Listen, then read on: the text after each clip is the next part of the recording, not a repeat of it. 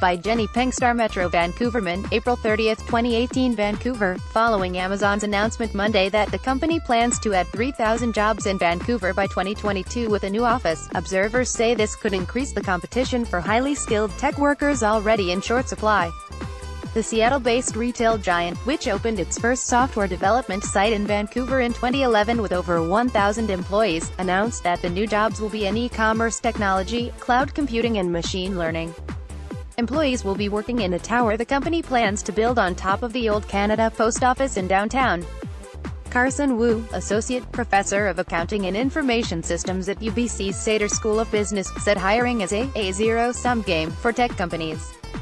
He recalls sitting in on board meetings among high-level executives from some of the city's top employers, who hoped Amazon doesn't expand in Vancouver. Their reservation, Wu said, comes from the time and money they've invested in training these workers. Essentially, you're taking people from other companies. Wu said. This is why Wu believes the Canadian government will eventually allow Amazon to hire from overseas like it did for Facebook and Microsoft in the past, because otherwise, the local companies will really suffer, he added. Bill Klug, an instructor of cloud computing at the British Columbia Institute of Technology, said small and medium-sized companies will feel the pressure, especially in what they pay their staff when competing with large multinational tech corporations.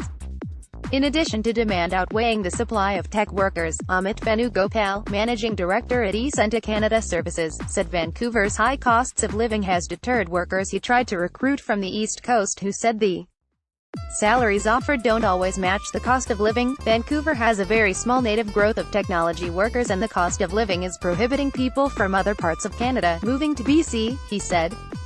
In addition, workers aren't always interested in being a programmer and opt for work in business or technology management that create a skills gap that employers need to fill.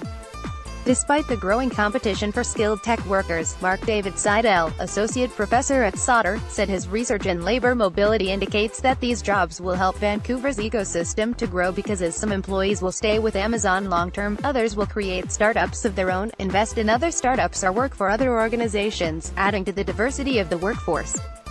He highlighted Austin, Texas and Silicon Valley as examples of where the spin-offs helped grow the local tech economy. These types of announcements are more a sign that the ecosystem has been growing, he said, and that the culture that's developing the ecosystem is being recognized by international players. Jenny Peng is a Vancouver-based reporter covering business.